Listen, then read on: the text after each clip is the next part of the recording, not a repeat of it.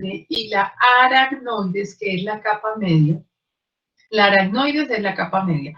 Hay un pequeño espacio, es este, que está debajo de la dura madre y por eso lo vamos a llamar el espacio subdural. Es un espacio muy pequeño realmente. Entonces, dura madre y aracnoides. Y como está debajo del espacio, debajo de la dura madre, subdural. Después de la aracnoides, entre la aracnoides, que es la capa media, y la capa interna, que es la pía madre, hay un espacio mucho más grande. Fíjense la amplitud del espacio comparado con el espacio subdural. La amplitud es mucho más grande.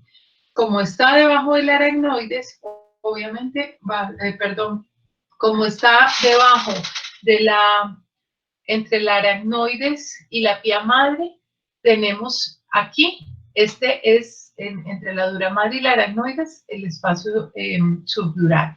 Pero entre la aracnoides y la pía madre, como está debajo de la aracnoides, se va a llamar el espacio, ¿cómo creen? Subaracnoideo, porque está debajo de la aracnoides. Espacio subaracnoideo, que es un espacio entonces mucho más amplio. En este espacio subaracnoideo, que ya sabemos que está entre la aracnoides y la pía madre, por este espacio subaracnoideo es que circula el líquido cefalorraquídeo.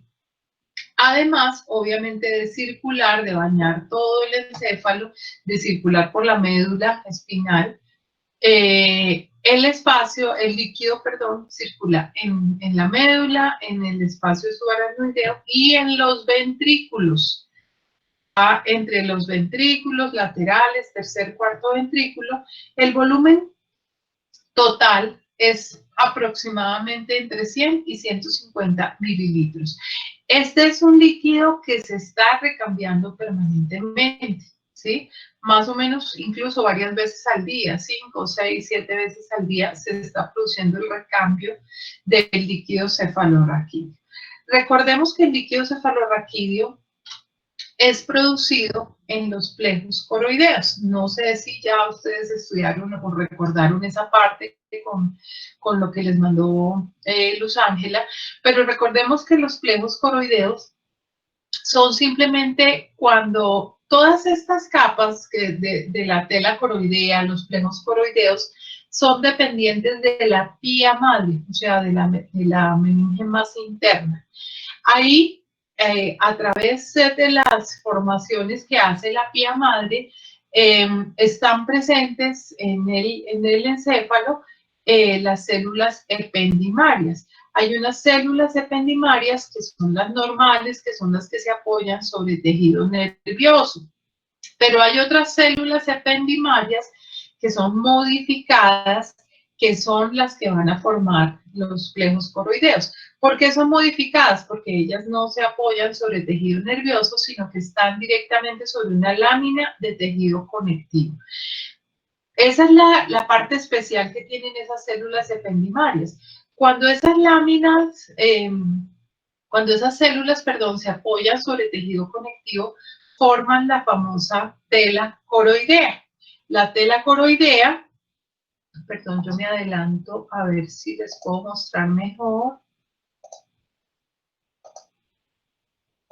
No sé qué pasó, bueno, no tengo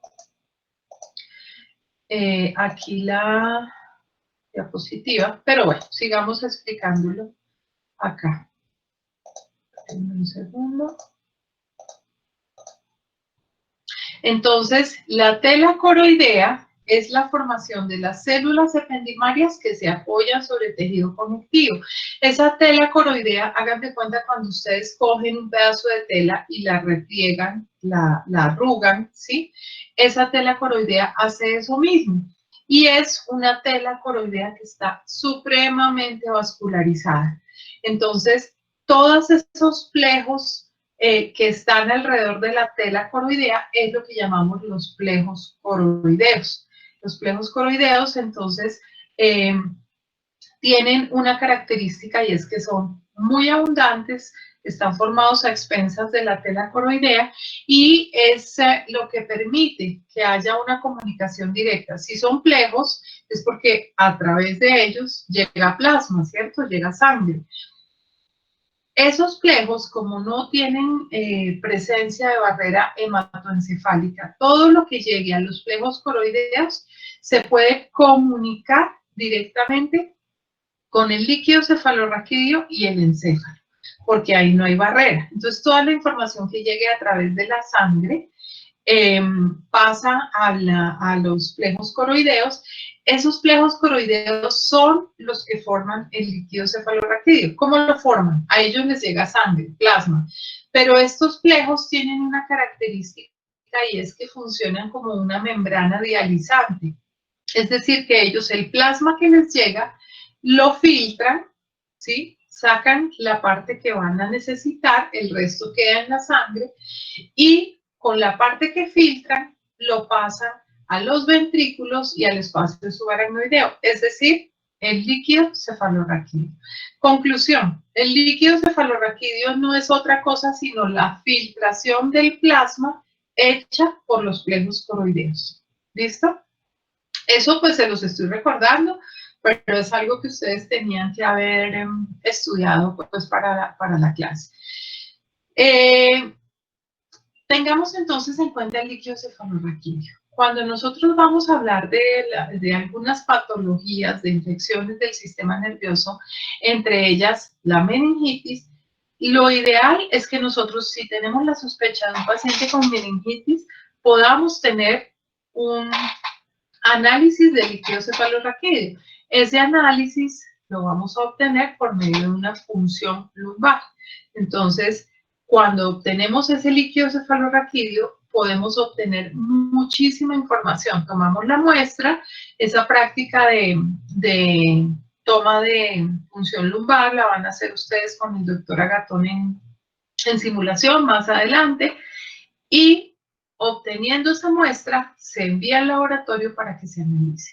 Eso cuando tenemos la posibilidad de ese paciente hacerle la punción, porque también tiene unas contraindicaciones muy claras que ahorita vamos a ver. Pero supongamos que a ese paciente le pudimos tomar la muestra de punción lumbar y nos llega el reporte de laboratorio con los resultados del líquido cefalorraquídeo. Normalmente, el aspecto del líquido cefalorraquídeo es un aspecto en agua de roca, es decir, absolutamente transparente. En el laboratorio nos analizan la celularidad y esto más o menos arroja en el líquido cefalorraquídeo sin ninguna patología de 0 a 10 células. Esto es obviamente tomando una medida por decilitro, ¿no? En cuanto a las proteínas, también medidas en decilitro. Aquí están reportándonos el número de células. Si hablamos de proteínas, nos las reportan en miligramos por decilitro. Y normalmente el líquido sin patología tiene un nivel de proteínas entre 15 a 45. Es decir, es normal que haya proteínas en el líquido, pero hasta un nivel de 45 miligramos por decilitro. Otra cosa que nos va a reportar el laboratorio es la presencia o no de glucosa, o no la cuantifica. Entonces, lo normal es que el líquido tenga la presencia de glucosa sea en niveles similares a la glicemia, a la presencia de glucosa en sangre. Esto se llama, en este caso, se llama glucorraquia. La glucorraquia normalmente debe estar entre 50 a 90 miligramos por decilitro. Y si es un líquido cefalorraquídeo que no tiene ninguna patología, obviamente la tinción de Gram va a ser negativa, no va a reportarse ningún tipo de bacteria, ni Gram positiva ni Gram negativa. Entonces, tengamos ahí. ¿Alguien activó el micrófono, por favor? Inactiven los micrófonos. Ok. Estos son los parámetros normales. Ahora vamos a ver, en el caso de que fuera una meningitis bacteriana, cuáles serían los cambios que tenemos en ese líquido cefalorraquídeo. El aspecto, obviamente, va a variar, ya no va a ser un aspecto en agua de roca, va a ser un líquido más turbio. Incluso, en algunos casos, puede ser ya francamente purulento. pero turbio es simplemente que ya no sea transparente, sino que sea un color cetrino, como un color amarillento, y de ahí puedes tener todo ese rango desde turbio a purulento. Las células en una meningitis bacteriana también se van a incrementar muchísimo. Es en la patología en que más incrementadas está la celularidad. Tenemos, cuando lo normal era hasta 10, tenemos células que van por encima de 100, incluso hasta 20.000. Si se trata de una meningitis bacteriana, obviamente esas células van a estar aumentadas a expensas de los polimorfonucleares. Entonces, cuando tenemos un aumento de células, ya sean polimorfos o sean linfocitos a nivel del líquido cefalorraquídeo, vamos a hablar de pleocitosis. La pleocitosis es el incremento en el número normal de células. Pueden ser linfocitos o pueden ser neutrófilos. Pero cuando el término pleocitosis ya por sí nos está diciendo que hay un aumento de la celularidad. Entonces, en el caso de la meningitis bacteriana, tendríamos una pleocitosis a expensas de neutrófilos. ¿Listo? Las proteínas se van a elevar. Entonces, vamos a tener niveles de proteínas entre 100 a 500 miligramos por decilitro. Pero con la glucorraquia va a pasar todo lo contrario. Fíjense que células y proteínas se incrementan, pero la glucosa sí va a disminuir. ¿Por qué? Porque las bacterias consumen glucosa durante su replicación. Entonces vamos a tener niveles de glucorraquia menores a 40. Esto ya es un signo importantísimo de meningitis bacteriana. La tinción de Gram en el caso de una meningitis bacteriana puede ser positiva, en algunos casos puede no dar nada y eso no nos descarta una meningitis bacteriana, pero generalmente obviamente es positiva ante la presencia de bacterias. Ahora comparémoslo con el caso de una meningitis viral. Esto es para que cuando ahorita veamos las patologías no nos toque estar repitiendo entonces las características del líquido, sino que me parece mejor presentárselas juntas para que podamos ir comparando la diferencia entre una y otra.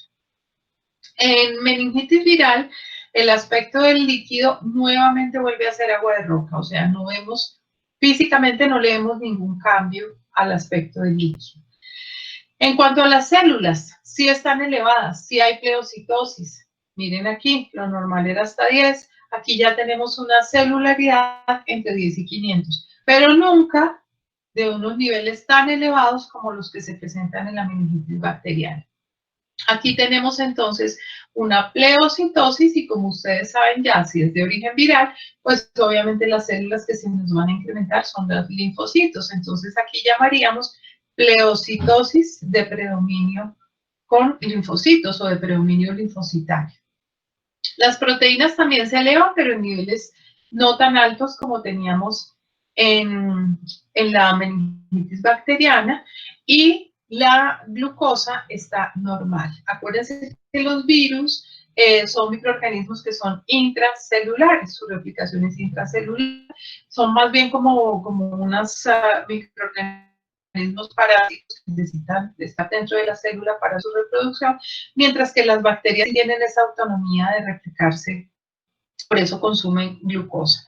Y obviamente la tinción de Gram en este caso va a ser negativa. Entonces, fíjense que esto nos puede marcar la diferencia entre una meningitis bacteriana o una meningitis viral. Es muy, muy, muy claro y por eso es que les insisto en que la punción lumbar ante la presencia de meningitis nos ayuda mucho a aclarar el origen de la misma, pero desafortunadamente no en todos los casos se puede hacer.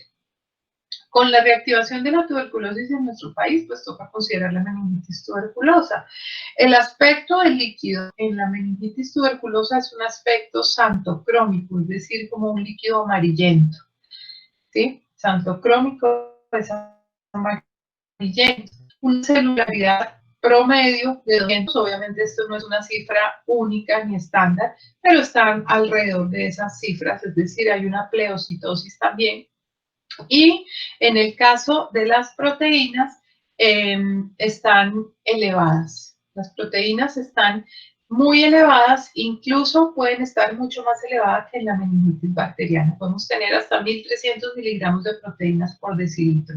Y aquí también se disminuye la glucosa, porque el bacilo también necesita glucosa para su replicación.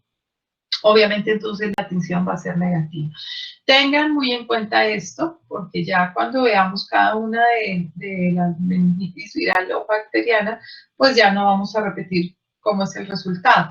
Como les digo, se los paso en un solo cuadrito para que podamos comparar. Ustedes me van diciendo si puedo ir continuar o si hay alguna pregunta. Continuemos entonces con la parte de definición de términos o que nos pongamos de acuerdo en la terminología.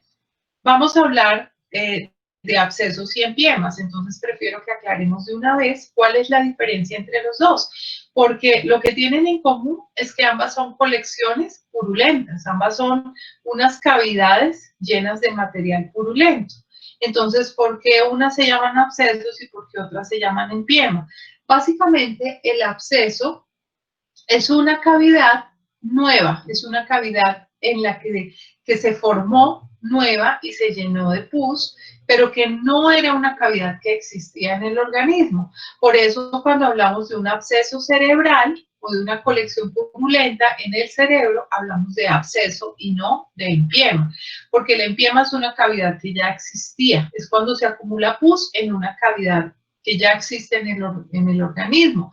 En el caso de las colecciones purulentas cerebrales, pues hablamos de un absceso, mírenlo aquí la foto, porque es obviamente dentro del encéfalo, dentro de la masa encefálica, nosotros no tenemos cavidades, ¿cierto? Es tejido denso, solamente pues están los ventrículos, pero cavidades como tal no hay. Entonces, al ser una cavidad nueva que se formó, hablamos de absceso. El empiema es cuando esa misma colección purulenta está localizada en una cavidad que ya existía. En este caso, por ejemplo, tenemos un empiema subdural. Entonces, no es correcto hablar de un empiema cerebral, porque no es el término correcto, es un absceso, porque ahí no hay cavidad previa, para que lo tengamos muy en cuenta. Sepamos que es lo mismo, que ambas son colecciones purulentas, la diferencia es si es una cavidad nueva o una cavidad que ya existía. Otro término que vamos a utilizar mucho es la herniación cerebral. El semestre pasado, cuando hablamos de edema cerebral y de hipertensión endocraniana, cuando veíamos las alteraciones de la conciencia, habíamos llegado hasta la hipertensión endocraniana, que sabíamos que era cuando se aumentaba la presión, básicamente por el mismo edema cerebral. ¿Qué es la herniación cerebral? La herniación es el paso siguiente, es lo más grave que puede ocurrir después de estas dos patologías. ¿En qué consiste? La herniación inicialmente puede ocurrir directamente por un edema cerebral muy importante, pero generalmente el edema cerebral, la presencia de edema cerebral nos va a llevar a una hipertensión endocraniana. Eso lo saben ustedes, lo tienen muy claro, lo vimos con toda la profundidad del semestre pasado. Pero resulta que si el edema es muy importante y el aumento de la presión intracraneana también lo es, pues va a llegar un momento en que las estructuras cerebrales están edematizadas y por el aumento de la presión no caben dentro de la cavidad craneal. La cavidad craneal es todo lo que es hueso y esto pues es un tejido que obviamente es duro, no va a ceder, y ante la presencia del edema cerebral, ¿qué trata de hacer un tejido edematoso? Salir por el orificio que encuentre, porque está demasiado hinchado, entonces tiene que salir por algún lado. Generalmente, obviamente, ¿cuál es el orificio más importante de la base del cráneo? Pues el foramen magnum del occipital. Aquí lo tenemos. Entonces, ¿qué es la herniación cerebral? Es simplemente la protrusión, también vimos que era una hernia el semestre pasado, entonces es la protrusión de ese tejido, de esa masa encefálica que está muy edematizada a través del agujero magno. ¿Y qué pasa? ¿Qué hay debajo? Pues aquí viene toda la estructura del tallo cerebral. Entonces, lo grave de esta entidad es cuando el edema es tanto que se desplaza a través del foramen magnum y ¿a quién nos va a comprimir? A toda la estructura del tallo cerebral. Y ustedes saben que en el tallo está el control de la función respiratoria, de la función cardíaca, están todos los centros de comando ahí y obviamente pues esto, los síntomas que nos van a presentar es que dejan de funcionar esos centros. La herniación cerebral es una patología irreversible, no hay forma de que eso dé marcha atrás y es un pronóstico muy malo. Generalmente se acompaña de la muerte o pacientes quedan con alteración de conciencia muy severa y que no tienen ninguna posibilidad de recuperarse. Entonces, ¿cómo sé yo? Sabemos cómo es el comportamiento de un edema cerebral y de una hipertensión intracraniana. ¿Cómo sospecho yo que un paciente con edema cerebral o con hipertensión se me empieza a herniar? ¿En qué momento ese cerebro, esa masa encefálica edematizada, empieza a protruir a través del foramen magnum? Pues tengo algunos signos y síntomas que me van a ayudar a pensar que ese paciente se está herniando, cosa que es gravísima. Entonces, el paciente que podía venir con una tensión normal, de un momento a otro, de forma muy aguda, se torna hipertenso. El pulso empieza a presentar arritmias y el siguiente paso después de las arritmias es que haga paro. ¿Por qué? Por compresión, de aquí del tallo cerebral. Pues cefalea es lo más lógico, que el paciente empiece a tener cefalea por el edema tan marcado y por la hipertensión intracraneal. Incluso es un síntoma que puede estar previo a la herniación. Pero el paro cardíaco, la arritmia, sí son ya signos de herniación cerebral. El paciente tiene un deterioro clarísimo del estado de conciencia. Entonces, si era un paciente que estaba estuporoso, que ya también ustedes saben que es por el edema, es un paciente que rápidamente entra en coma. O sea, no hay forma de que un paciente con herniación cerebral esté letárgico o estuporoso, inmediatamente entra en coma. ¿De acuerdo? Como hay compromiso del tallo, se pierden todos los reflejos del tallo cerebral, todos los reflejos que nos servían para identificar si el tallo estaba o no comprometido, que los vimos el semestre pasado, recuerden los pilares, el óculo vestibular, todo eso. Obviamente hay paro respiratorio y las pupilas se tornan midriáticas. Todos estos síntomas y signos nos hacen pensar que el paciente está en una herniación cerebral. Como les digo, irreversible y de pésimo pronóstico. Por favor, me van interrumpiendo si hay alguna pregunta, les recuerdo eso. Vamos entonces, ya una vez que definimos esos términos, que nos pusimos de acuerdo en esa terminología, que la vamos a usar mucho aquí en adelante, vamos entonces a empezar ya con las infecciones específicas. La meningitis, ya dijimos que es la infección o inflamación de las meninges que acabamos de repasar, y se presenta de dos formas. La meningitis puede ser aguda o subaguda. No estamos contemplando solamente las infecciones agudas y tampoco el tiempo de la clase nos da para contemplar otro tipo de infecciones. Vamos a hablar solamente de la meningitis bacteriana aguda. La subaguda simplemente es menos grave y eso hace que al ser menos grave se pueda, digamos, entre comillas, cronificar un poco. Por eso se llama subaguda. Pero hoy vamos a hablar de la meningitis bacteriana aguda. Existen muchas bacterias que nos pueden ocasionar una meningitis bacteriana aguda. Les voy a nombrar simplemente algunas que tienen características especiales, ¿sí? Por ejemplo, ¿qué tiene de especial el neumococo? Que es la más frecuente en los adultos. Es muy frecuente, bueno, en niños y en adultos, pero en los adultos es la más frecuente. Acuérdense que ya hay vacuna para neumococo. El meningococo es una meningitis supremamente agresiva. El semestre pasado, cuando hablábamos de fiebre y presencia de lesiones hemorrágicas, hablábamos de meningococo, que se acompaña, este tipo de meningitis se acompaña de unas lesiones hemorrágicas en la piel muy grandes, muy parecidas al dengue. Hacíamos diagnósticos diferenciales con dengue. El meningococo tiene otra característica y es que las alteraciones de conciencia son muy severas. O sea, uno puede ver un paciente con meningitis por neumococo, lo puede encontrar letárgico, nubilado, estuporoso, pero con meningococo la alteración de conciencia es muy rápida, muy grave, y generalmente son pacientes que llegan rápidamente al coma. Otro germen es el Haemophilus influenza. Generalmente el que nos produce la meningitis es el serotipo B. Es bastante agresiva esta meningitis y también tiene relativa frecuencia. También, afortunadamente, pues hay vacuna. Otros que de pronto no oímos nombrar tan frecuentemente, pero que sí tienen características especiales, es la listeria.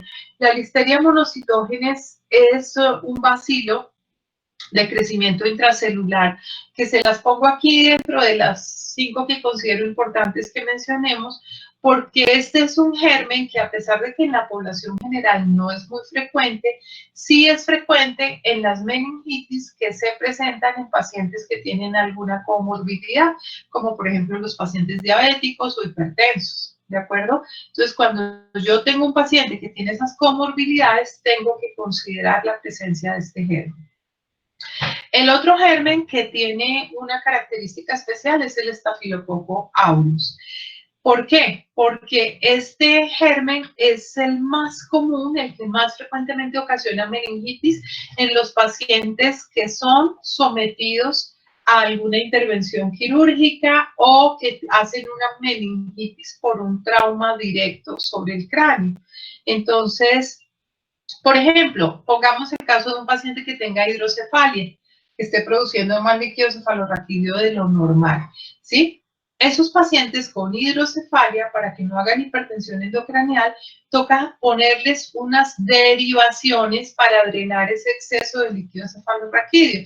Esas derivaciones generalmente es una sonda que va directamente del ventrículo y se saca hasta la cavidad abdominal. No sé si han visto algún paciente, se le ve toda la sondita porque eso va como subdérmico y llega a drenar a la cavidad abdominal. Eso se llama una derivación para hidrocefalia. Entonces, esos pacientes son sometidos a ese tipo de intervenciones y cuando falla algo en la técnica de asepsia y antisepsia, el germen que nos puede complicar ahí, ocasionando una meningitis, es el Staphylococcus aureus. También en los pacientes que se les produce meningitis por un trauma directo. ¿De acuerdo? Esas son esas características, esas meningitis así como especiales para mencionar.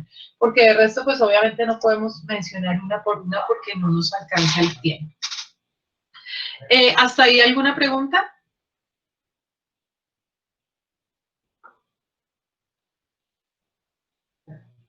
No, señora. Caterina, es que me dijiste, ¿no? Bueno, listo. Entonces podemos continuar. ¿De acuerdo? Vamos a hablar de la fisiopatología más común de la meningitis, que es la fisiopatología que empieza a nivel de las vías aéreas, como es el caso del neumococo, que es la más común. ¿De acuerdo? O sea, lo que cambia ahí es la vía de entrada, pero a partir de que la infección llega al espacio intravascular, pues la fisiopatología es exactamente igual para todas las meningitis. ¿Qué es lo más usual? En el caso, por ejemplo, del neumococo o de cualquier otro germen que entre por vía nasal, es el siguiente. Estos pasos necesito que los lleven en orden, que si los están anotando los anoten, pero que además lleven el orden mental para que no se me vayan a perder en ninguno. Lo primero que va a pasar es que la bacteria coloniza el epitelio de la nasofaringe, ¿cierto? Entonces llega ahí, lo inhalamos, el germen, y va a colonizar ese epitelio que está ahí en la zona faríngea y en la zona nasal. Estos epitelios generalmente tienen espacios muy oclusivos entre las células. Entre cada una de las células hay muy poquito espacio, pero resulta que como son gérmenes tan agresivos, logran atravesar esos espacios en el epitelio de la nasofaringe. Y cuando logran atravesar esos espacios, ¿a dónde llegan? Pues ya pasan directamente al espacio intravascular, es decir, a la sangre. ¿Listo? Una vez llegan a la sangre, ya recordamos que una vez en la sangre va a llegar a los plejos coroideos. Dijimos que los plejos coroideos son los que están allá ubicados al lado, formados por la tela coroidea, pero allá llega toda la sangre. Y recuerden que la sangre que llega a los plejos no pasa por ninguna barrera hematoencefálica, o sea, llega toda la información directa allá a los plejos. Los plejos, que lo que hacen es coger la información del plasma y filtrarla, tienen la capacidad de pasarla al líquido cefalorraquídeo. Entonces, esta es la forma como una bacteria que inicialmente llega al epitelio nasofaríngeo, que luego pasa al espacio intravascular, a través de los plejos coroideos, esa bacteria o ese germen es filtrado y pasa al líquido cefalorraquídeo. ¿De acuerdo?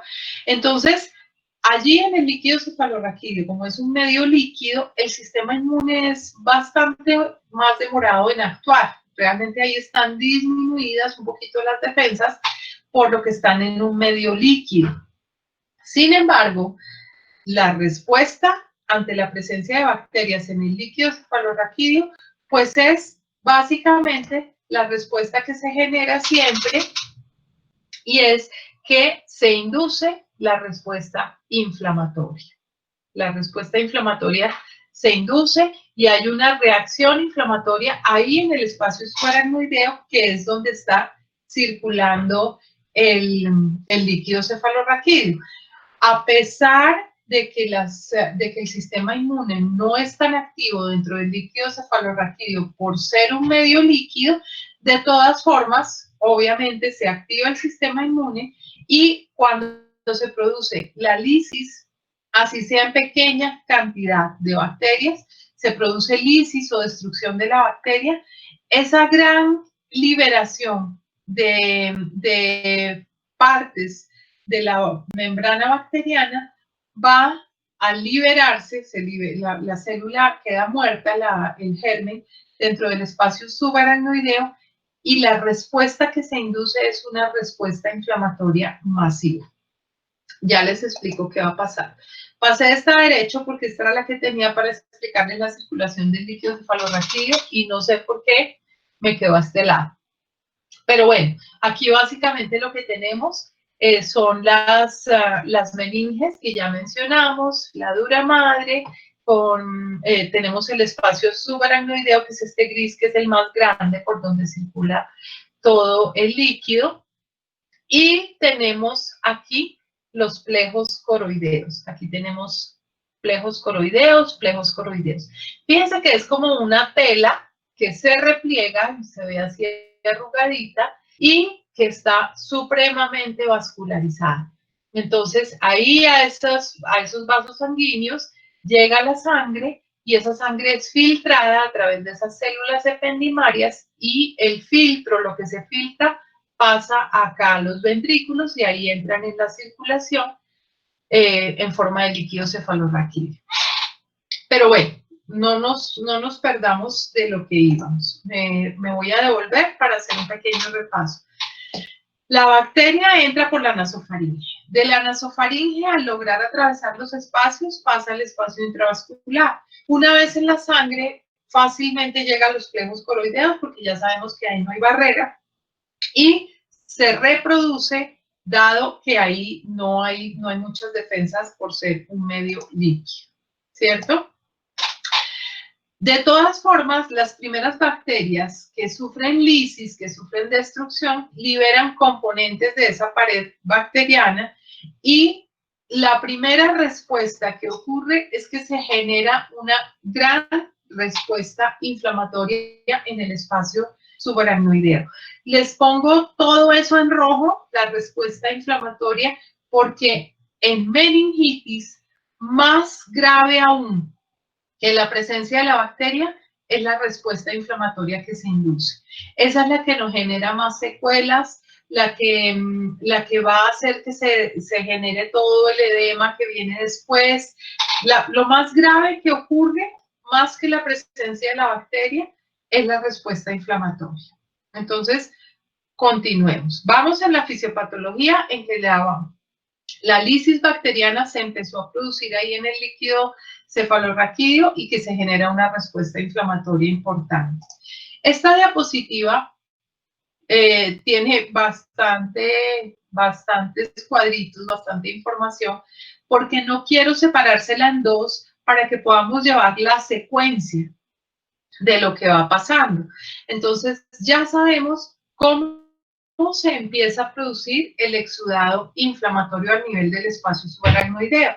Y sabemos que este exudado inflamatorio, esa inflamación que se genera ahí por la lisis bacteriana, es lo que nos va a desencadenar todos los hechos que siguen, que son los que nos producen gravedad. Esa exudado, esa presencia de exudado inflamatorio ahí en el espacio, pues el espacio subaracnoideo está delimitado básicamente por las meninges, ¿cierto? Ellas son las que forman el espacio subaracnoideo. Entonces, si hay inflamación aquí, la inflamación va a pasar a las meninges. Doctora, perdón, es que mis compañeras me están diciendo que se les está cortando la... ¿Y a ti se te corta o a alguien más se le corta? ¿Tú me oyes bien, Caterina? Sí, señora. Entonces debe ser problema de conexión de los que no están. Si me escuchan interrumpido, de pronto es que revisen su conexión. Porque si fuera un problema mío, todos me escucharían mal. Listo, Para que, señora. por favor, gracias, para que revisen sus conexiones. Bueno, entonces, repito a partir de acá, para los que no me escucharon muy bien. La presencia de exudado inflamatorio en el espacio subaracnoideo va a generar inflamación meningia.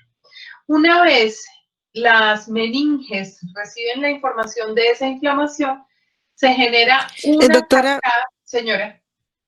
Una pregunta, ¿ese exudado inflamatorio es el que se da por la lisis? Sí, entonces, Okay. La presencia de la bacteria pues va a estar ahí, va a generar inflamación. Pero cuando esa bacteria es destruida, esas paredes bacterianas, esos fragmentos de pared bacteriana que se producen, generan una respuesta inflamatoria mucho más grande. Y esa respuesta inflamatoria es lo que nos va a generar más problemas en la meningitis. Por eso ahora cuando veamos el tratamiento, vamos a ver que dentro del tratamiento importantísimo el manejo con corticoides, porque lo primero que hay que frenar es la respuesta inflamatoria. Miren por qué. Una vez se da el proceso inflamatorio, a mayor inflamación, mayor cantidad de producción de citoquinas y de quimiosinas inflamatorias, ¿cierto? O sea, ya sabemos que en la inflamación hay gran presencia de citoquinas. Acuérdense que dentro de las citoquinas están las interleuquinas de la 1 a la 6 y el factor de necrosis tumoral que vimos el semestre pasado, cuando hablamos de inflamación. Entonces, estas citoquinas, que son interleuquinas y el factor de necrosis tumoral, aumentan la permeabilidad de la barrera hematoencefálica. Normalmente, cuando nosotros decimos que se aumenta la permeabilidad vascular, ¿qué quiere decir? Un vaso sanguíneo, si lo miramos por dentro, si miramos el endotelio, las células del endotelio están pegaditas la una a la otra, o sea, las vecinas están así unidas.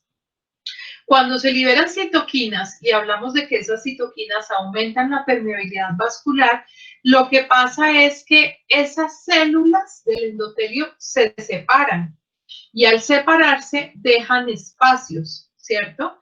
Y a través de esos espacios se puede dar la salida de proteínas. Normalmente acuérdense que las moléculas proteicas son moléculas grandes, por eso se mantienen dentro del vaso sanguíneo, es lo que nos da la presión oncótica. Pero si se aumenta la permeabilidad vascular, quiere decir que esas células del endotelio se separan, dejan espacios en la pared del vaso y a través de esos espacios salen proteínas. Y ustedes saben que si sale proteína, arrastra inmediatamente agua. Entonces, ese es el mecanismo del primero de los edemas que se nos presentan durante este proceso, que se llama el edema vasogénico. ¿Por qué edema vasogénico? Porque, uy, estoy teniendo bajas de luz aquí en mi casa. Bueno, esperemos que no se nos vaya la luz. Porque el edema vasogénico es el que se deriva directamente de la salida de proteínas hacia el espacio subaracnoideo y eso arrastra agua. Entonces, ese es el edema vasogénico. En este tipo de edema, es que veíamos el semestre pasado cuando hablábamos de edema cerebral. Yo les mencionaba que el uso de corticoides estaba indicado sobre todo en el edema vasogénico, porque al dar corticoides bloqueamos la producción de interleuquinas y se normaliza un poco la permeabilidad del vaso. Entonces, tengan en cuenta. Pero no para ahí el problema. Sigue esa cascada inflamatoria tan severa que se nos activó y resulta que ese exudado que se nos formó dentro del espacio subaracnoideo, como es el líquido se vuelve más espeso porque estamos teniendo un exudado, no un trasudado, se puede dar una obstrucción a nivel de los drenajes de los ventrículos. Entonces, acuérdense que está el agujero de Monroe, por ejemplo, de donde pasa el líquido de los ventrículos al espacio subaracnoideo. Esos orificios se obstruyen y se empieza a acumular el líquido en los ventrículos, porque como está tan denso, tan espeso, no puede drenar fácilmente. Y ese es el mecanismo que hace que se presente un edema intersticial, simplemente por acumulación de ese líquido, de ese exudado que ya no puede circular libremente, por lo que está mucho más espeso. Entonces ya tenemos un edema vasogénico y a ese se le puede sumar un edema intersticial. ¿Qué pasa? Que nos complica muchísimo más el cuadro porque hay mayor presencia de edema cerebral. Pero el problema es que la cosa no para ahí. Fíjense que todo este lío ha sido desencadenado por la inflamación. No por la bacteria, la acción de la bacteria en sí, sino por la respuesta inflamatoria que generó la presencia de la bacteria, la lisis bacteriana. Como hay tanta actividad inflamatoria, obviamente ahí están los neutrófilos presentes, sobre todo porque es un proceso bacteriano. Esa degranulación de los neutrófilos que llegaron ahí nos puede liberar metabolitos tóxicos y generar un edema citotóxico, es decir, llevar a muerte cerebral. Las neuronas casi que están intoxicadas por la presencia de los neutrófilos. Les voy a pedir un segundo, que me den un segundito, porque estoy teniendo problemas con la luz y quiero desconectar una máquina que es muy sencillo. Un segundo. Permiso, Sancho. Amor, hay bajas terribles de luz, desconecta la vajilla. ¿A qué se va?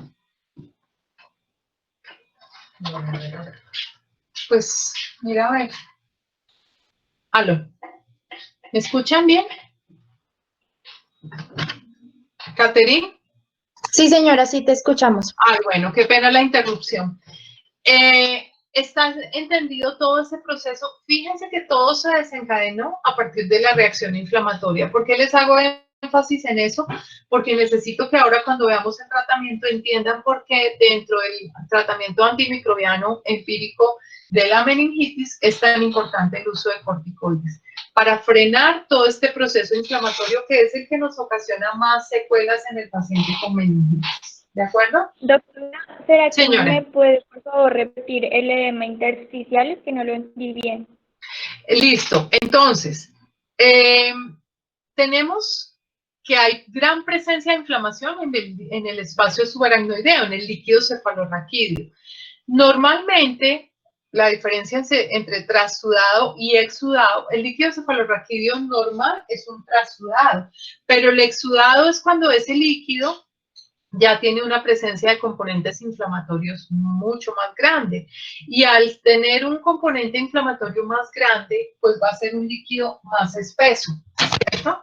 Y al ser más espeso, ese líquido cefalorraquídeo va a tener más dificultad en circular a través de las partes más estrechas, como por ejemplo el agujero de Monroe, ¿sí?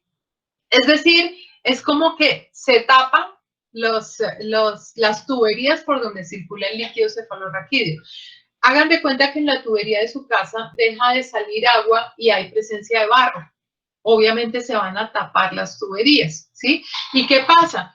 Que seguramente ese barro y ese líquido que tiene un espesor mayor va a empezar a dilatar las tuberías, ¿sí? Hasta que el líquido sale. Lo mismo pasa aquí. Se presenta una hidrocefalia obstructiva, es decir, se acumula el líquido, pero porque no puede circular bien. No porque haya aumento en la producción de líquido, como pasa en la hidrocefalia normal, sino es obstructiva. ¿Por qué? Porque se empieza a acumular, pero simplemente por lo que está más espeso y no puede drenar. Entonces, esos componentes que están ahí, que no pueden circular, todos esos componentes pasan a las células de las meninges y a las células de la masa encefálica. Entonces, la masa encefálica, las neuronas empiezan a recibir más líquido del normal, porque pasa del líquido cefalorraquídeo, del espacio subaracnoideo, pasa a la masa encefálica. Y se llama edema intersticial porque pasa ahí al intersticio. Este es vasogénico porque está dado por la alteración en el vaso sanguíneo, el aumento de la permeabilidad. Este es intersticial porque simplemente aquí el líquido no cabe y se pasa al intersticio. ¿Quién es el vecino? Doctora, pues señora. una Dime, pregunta. ¿Ese dime. edema intersticial puede generar una herniación? Cualquier tipo de edema los puede llevar a una herniación. Lo que pasa es que en la meningitis se puede dar la sumatoria de los 3 tipos de edemas que les estoy mencionando. Pero yo puedo tener un edema simplemente vasogénico y si el edema es importante me lleva a una herniación, ¿sí? Ahora que si es un proceso inflamatorio que cumple todos estos pasos, pues mayor riesgo de herniación. Pero cualquier edema cerebral, independiente del mecanismo, los puede llevar a un aumento de la tensión, o a una hipertensión endocraniana y los puede llevar a una herniación si es muy severo, ¿de acuerdo? Y el edema citotóxico básicamente es por intoxicación de las neuronas con los productos de degranulación o del metabolismo de los neutrófilos. ¿Puedo avanzar? ¿Hay alguna pregunta? Entonces, continuamos. Bueno, por eso les decía que les pongo todo esto junto para que vayan viendo cuál es el recorrido. Aquí empecemos repasando desde que entra. Entonces, acuérdense, entra por el epitelio nasofaríngeo. De ahí, al atravesar esas uniones entre esas células, llega al espacio intravascular.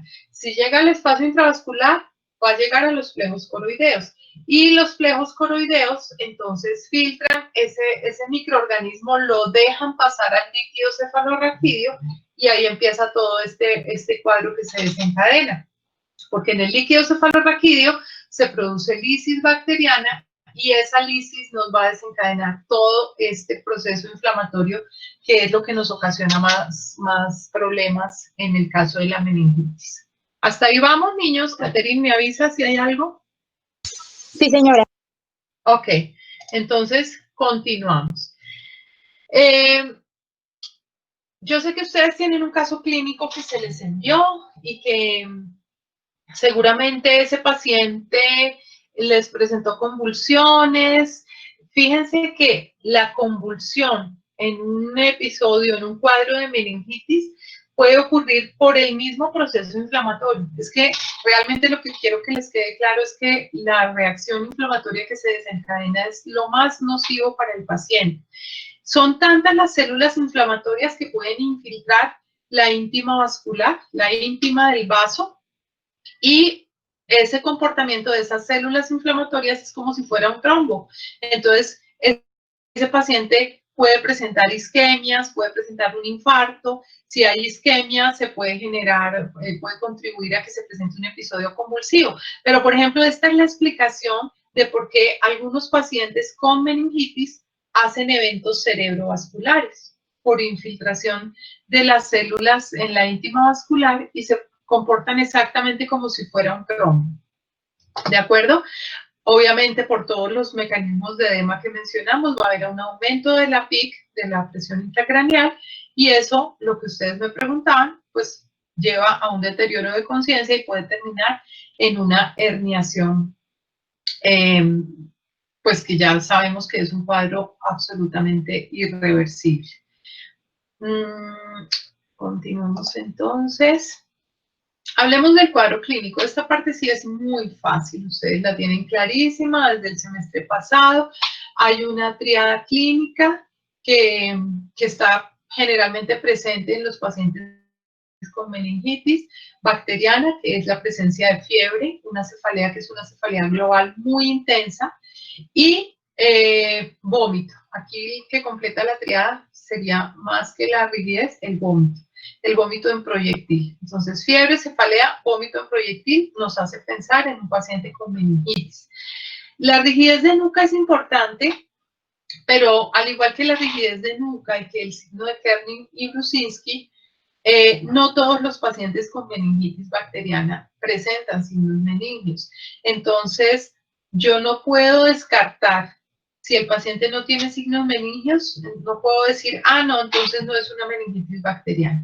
Porque entre el 60 y 70% de los pacientes con meningitis bacteriana aguda presentan signos meningios, pero el otro 30 o 40% puede no presentarlos. Entonces, no están presentes en todos los pacientes. Yo no puedo descartarlos simplemente por signos meningios. La presencia de un signo meningio, pues, me ayuda a confirmar más el diagnóstico, pero no es indicativo para descartar cuando no encontramos los signos meningios. Una cosa muy frecuente, alteración de conciencia. Entonces, esa alteración de la conciencia va a depender del estadio de la meningitis y de la severidad. Podemos, cualquiera de las alteraciones, ¿se acuerdan las alteraciones cuantitativas que veíamos el semestre pasado? Que puede ir desde una simple letargia hasta un coma profundo o una muerte cerebral, puede pasar por todo ese camino. Entonces, puede estar estuporoso, puede estar letárgico. Si la meningitis y la reacción inflamatoria es más severa, pues puede estar en un coma. Eso va a depender, obviamente, de los grados de edema cerebral que hagan, de si hace o no hipertensión endocraniana. Entonces, pero siempre va a haber algún compromiso de alteración de la conciencia, así sea muy leve. Entonces, clínicamente es realmente fácil sospechar una meningitis bacteriana porque el cuadro normalmente es muy típico. ¿Qué otra cosa puede acompañar a la meningitis? Ya vimos que las convulsiones. Entonces, el paciente puede convulsionar por un evento cerebrovascular previo, que generalmente es ocasionado por la isquemia, por la misma infiltración de las células inflamatorias en el vaso. Y en ese caso las convulsiones serían focales, pero también se pueden presentar convulsiones generalizadas por el edema cerebral generalizado o por alteraciones ya de tipo hidroelectrolítico, ¿sí? Entonces, un paciente con meningitis nos puede hacer o convulsiones focales o generalizadas. El aumento de la PIC. Al principio de la clase hablábamos de cómo identificar una herniación cerebral.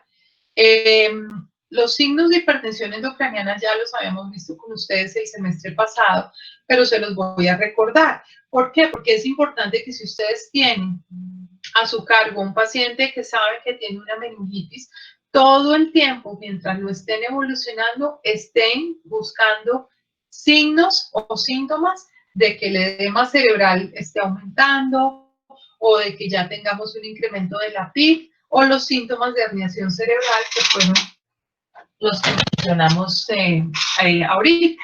Entonces, recordemos, aumento de la PIC. Tengo un paciente que lo estoy manejando por meningitis o que le estoy sospechando una meningitis y el paciente está letárgico. Si yo vuelvo a la hora a verlo y veo que la alteración de la conciencia se ha profundizado, eso me debe hacer sospechar que esté elevándose la presión intracraneal. Pero un signo que habíamos visto clarísimo era el edema de papila. Entonces, a esos pacientes yo debo estarles haciendo fundoscopia, porque recuerden que el edema de papila, que lo vimos ya, era cuando la papila, que es la entrada del nervio óptico al globo ocular, que normalmente se debe ver así redondito, luminoso, circular, cuando los bordes se edematizan, que ustedes ya hicieron esa práctica de fundoscopia, creo, con la doctora Carvajal. Entonces, el edema de papila es un signo de aumento de la PIC. ¿Qué otra cosa me hace sospechar un aumento de la PIC? Yo vi mi paciente a las 7 de la mañana, se le está sospechando su meningitis o se le está tratando, y resulta que cuando vuelvo a la hora, 2 horas a evolucionarlo, lo encuentro en una postura de descerebración. ¿Se acuerdan de esto? Cuando vimos Glasgow, que vimos que se producía una reacción de extensión al dolor, que también estudiamos que era la postura de descerebración. Recuerden que son posiciones hipertónicas, pero que en la descerebración las extremidades superiores también están en extensión, mientras que la decorticación hace flexión de los miembros superiores. Entonces aquí el aumento de la PIC nos puede llevar a los primeros signos de herniación cerebral, y eso, pues en el caso de que esté comprometido el tallo, el paciente va a hacer postura de descerebración, que ya ustedes la conocen. Además, dentro de los signos de aumento de la PIC, esto sí no lo habíamos mencionado el semestre pasado, está una triada o un reflejo que se denomina el reflejo de Cushing o triada de Cushing, que es completamente diferente al síndrome de Cushing que se da por la ingesta crónica de corticoides. Tienen el mismo nombre, pero no tienen nada que ver. ¿En qué consiste la triada de Cushing o el reflejo de Cushing? Ya les voy a mostrar. Resulta que estos pacientes que empiezan a hacer hipertensión endocranial, lo primero que hacen es que hacen hipertensión sistémica. Entonces, el mismo caso, yo vi a mi paciente a las 7 de la mañana, tenía 120/80, y de pronto llego a evolucionarlo a la hora y lo encuentro hipertenso. Este es el primer signo de la triada de Cushing. ¿Por qué se presenta eso? Se presenta básicamente porque hay una respuesta simpática en los receptores alfa-1 como respuesta al aumento de la PIC. Entonces, se incrementa la presión intracraneal y la respuesta simpática que se genera en el resto del organismo es activar los receptores alfa-1 adrenérgicos. ¿Qué hacen los alfa-1 adrenérgicos? Pues hacen vasoconstricción. Y si hay vasoconstricción, pues va a haber hipertensión. Entonces, el primer signo que hace parte de la triada o reflejo de Cushing es que el paciente se torna hipertenso. Obviamente, si estamos hablando de que hay una respuesta de tipo simpático, pues también se nos aumenta la frecuencia cardíaca, ¿cierto? Entonces, lo primero que acompaña a la hipertensión es la taquicardia. Pero esto va a cambiar. ¿Por qué? Porque inmediatamente los vasoreceptores que están ahí sobre la aorta detectan la hipertensión y para tratar de compensar activan una respuesta parasimpática, todo lo contrario a la simpática, una respuesta parasimpática que está mediada por el vago y que lo que hace es que se disminuya la frecuencia cardíaca. Entonces, a pesar de que el paciente tan pronto se torna hipertenso, hace un momento de taquicardia, esa taquicardia es rápidamente reemplazada por una disminución de la frecuencia cardíaca, dado por lo que les estoy diciendo, por la activación parasimpática de los vasoreceptores aórticos, y entonces en ese momento vamos a encontrar al paciente hipertenso y bradicárdico. La bradicardia es el segundo signo de la triada de Cushing. Eso sí habíamos visto el semestre pasado, que el paciente hacía bradicardia. Pues ya les cuento, les profundizo que ese es el segundo signo de la triada de Cushing. Y el tercer signo es simplemente la alteración de los patrones respiratorios. Entonces, el paciente nos puede hacer una respiración de Kussmaul o de Cheyne-Stokes, que ya ustedes conocen en qué consiste. Pero para resumirles, la presencia de la triada de Cushing es confirmatoria de hipertensión endocraniana, de aumento de la PIC. ¿En qué consiste la triada de Cushing? Hipertensión, inicialmente acompañado por una taquicardia muy fugaz, pero el segundo signo que se asocia es bradicardia y el tercero es que el paciente ya altera su patrón respiratorio. La hipertensión endocranial es una entidad frecuente en la meningitis por el gran edema cerebral que se presenta. Entonces, acuérdense que esa presencia de edema nos puede llevar a una hipertensión endocraniana. Y que ya el siguiente paso, si esto se nos complica, pues es la herniación. ¿De acuerdo? Cuando hablamos de meningitis, me interrumpen por favor si hay preguntas. Cuando hablamos de meningitis, dijimos al principio de la clase que lo ideal es tener una punción lumbar, porque acuérdense toda la información que el análisis del líquido cefalorraquídeo nos daba. Podíamos saber si era viral, bacteriano. Es más, si se hace un cultivo, podemos saber específicamente el germen, ¿cierto?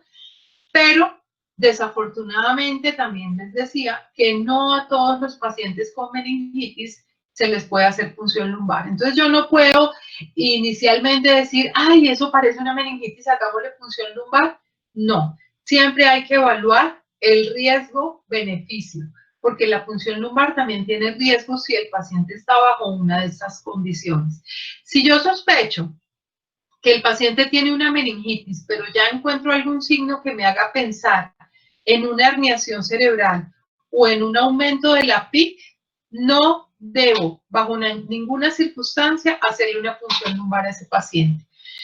Si el paciente tiene una hipertensión endocranial, todavía sin herniación, y yo le hago una punción, el hecho de sacar líquido hace que se descomprima rápidamente ese aumento de presión, porque le estoy sacando líquido, y al descomprimirse puede producirse la herniación cerebral. Entonces, aquí no está anotada como tal la contraindicación de un aumento de la PIC, pero sí es contraindicación. Aumento de la PIC o algún signo ya de herniación cerebral. En esos pacientes no debo bajo ninguna circunstancia hacer punción lumbar. Si la alteración de la conciencia es muy severa, es decir, si tenemos un Glasgow menor de 8, que ya sabemos que eso es una cifra que nos hace pensar que el paciente está en coma, está contraindicada la punción. Porque si hay una alteración más grave de conciencia, es posible que haya un aumento de la PIC, entonces no debo hacer. Si yo tengo alguna infección de la piel en la región lumbar, pues obviamente no debo someter a ese paciente a ese riesgo y no debo hacer punción lumbar. Si ya hay compromiso de los reflejos que yo conozco del tallo, como que, por ejemplo, no estén abolidos, pero la reacción pupilar lenta sea más, mejor dicho, se presente una reacción pupilar lenta. Acuérdense del reflejo de acomodación que nombrábamos, que era cuando poníamos la luz, la respuesta pupilar que se presenta. Si eso se da en forma lenta, ya hay cierto compromiso del tallo, entonces no debo hacer punción lumbar. Si el paciente tiene alguna discrasia sanguínea, como una trombocitopenia, entonces no lo debo puncionar porque voy a correr el riesgo de que el paciente me haga una hemorragia, entonces puedo llevarlo a una hemorragia subaracnoidea, por ejemplo. Si hay compromiso cardiorrespiratorio, yo ya debo sospechar que ese es un signo de herniación cerebral y no debo hacer la punción. Si el paciente presenta alguna de las posturas tónicas que ustedes conocen, de corticación o de cerebración, no debo hacer punción lumbar. Si hay presencia de papiledema, pues obviamente eso es un signo de hipertensión endocraniana y no debo hacer punción lumbar. Entonces, fíjense que no es tan de relación directa que a todo paciente con meningitis se le deba hacer una punción, porque hay unas contraindicaciones muy claras. Y en ese caso, como les digo, debo someter, poner sobre una balanza cuál es el riesgo y cuál es el beneficio si yo le hago a ese paciente una punción lumbar. Tengan en cuenta eso. Les repito, lo ideal sería que a todos les pudiéramos hacer punción lumbar para poder obtener esa información, pero eso no se da en todos los casos. Bueno, entonces, ideal para el diagnóstico, la punción lumbar. Pero ¿qué otros recursos tenemos para comprobar el diagnóstico? Pues está la serología, que se hace, digamos que no con tanta frecuencia, pero sí es relativamente frecuente. Pues, estos exámenes que les estoy nombrando acá aplican para meningitis viral o meningitis bacteriana, ¿no? Básicamente, pues los debemos hacer para tratar de identificar el germen.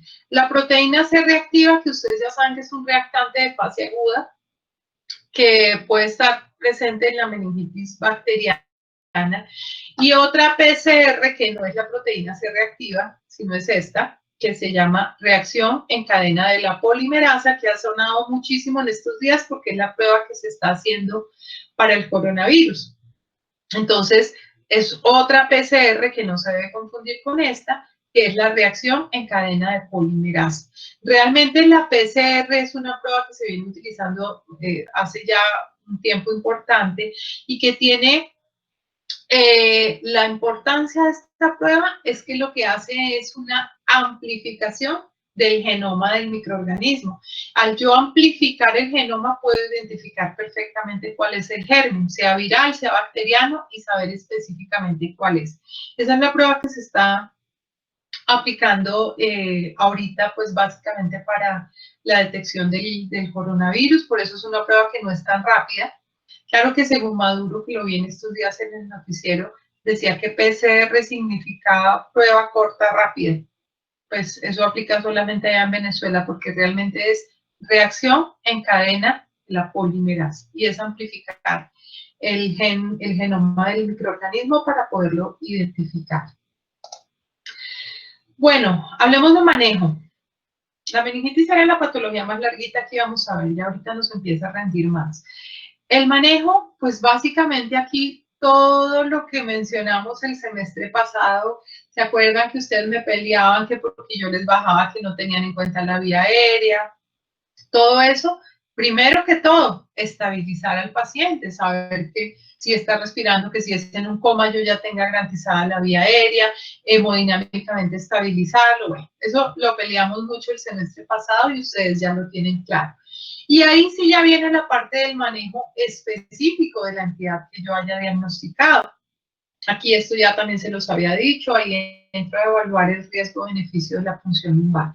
Entonces ya estabilizamos a nuestro paciente. ¿Qué es lo siguiente que viene? Lo siguiente es el manejo ya de la causa. Si yo ya identifiqué o tengo claro que es una meningitis, pero tengan en cuenta dos cosas. Si yo voy a hacer una reacción en cadena de polimerasa, esa prueba se me va a demorar. Yo no puedo esperar todo ese tiempo para empezar el tratamiento del paciente, porque si todo lo que yo me demoro, mientras tanto toda esa cascada inflamatoria está ocasionando el daño que ya mencionamos en la fisiopatología.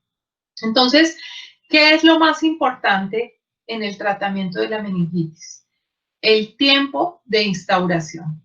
Mientras yo más me demore, más complicaciones va a tener el paciente porque avanza más el proceso inflamatorio. Entonces, lo ideal es que si yo tengo un paciente que llega a urgencias por fiebre, por cefalea global, por vómito en proyectil, inmediatamente yo sospecho que tiene una meningitis, ¿cierto? No sé si es bacteriana, no sé si es viral, no sé si es por tuberculosis, pero sospecho que tiene una meningitis. Entonces, ¿qué debo hacer? Debo inmediatamente, con solo la sospecha, iniciar tratamiento. Si después le puedo hacer la punción lumbar y me confirma que es bacteriana, que es viral, o si no se la puedo hacer, sino que voy a depender de una prueba de PCR, lo que sea. Todas esas pruebas las puedo hacer una vez iniciado el tratamiento. O sea, yo puedo iniciar tratamiento y a los 5 minutos, si está indicado, hacerle la punción lumbar. No me va a afectar para nada el resultado de la punción. Pero lo primero que tengo que hacer es iniciar tratamiento. Por eso el manejo de la meningitis se llama tratamiento de la meningitis bacteriana aguda y el nombre específico es tratamiento antimicrobiano empírico. Fíjense que no dice antibacteriano, dice antimicrobiano. Empírico, ¿por qué? Porque yo no sé qué germen estoy tratando. Y como no sé qué germen estoy tratando, tengo que formular varios medicamentos que me curan el germen que normalmente puede estar ocasionando la meningitis para, sobre todo, impedir que se desencadene toda esta reacción inflamatoria. Entonces, primer punto del tratamiento ante la sospecha de meningitis, ojalá iniciar el tratamiento en la primera hora que el paciente llega a urgencias. No me pongo a esperar, pero es que no ha salido el cuadro hemático, pero es que no sé si le puedo hacer o no funciona, nada. Empiezo el tratamiento antimicrobiano empírico. Ahora remitámonos acá. Miren con qué medicamento voy a iniciar ese esquema, la dexametasona, porque yo ya sé que independientemente del germen, lo que más me va a empeorar el pronóstico de ese paciente es la reacción inflamatoria. Puede ser una reacción inflamatoria severa por una meningitis bacteriana, puede ser menos severa si es un cuadro viral, pero igual la reacción inflamatoria me va a generar todo lo que mencionamos. Entonces, Lo ideal es en el tratamiento antimicrobiano empírico iniciar con corticoide, con dexametasona. Mucha gente dice, pero ¿cómo si es una infección le voy a poner corticoide? Es que yo no lo voy a tener con corticoide un mes. Yo le voy a poner el corticoide en forma muy aguda, ¿sí? Para frenar la respuesta inflamatoria. Ahora, si yo tengo la posibilidad de iniciar la dexametasona 20 minutos o media hora antes de iniciar el antibiótico, mucho mejor. ¿Por qué? A ver, ¿quién me quiere decir por qué creen que es importante poner el corticoide incluso antes del antibiótico? ¿Qué se les ocurre?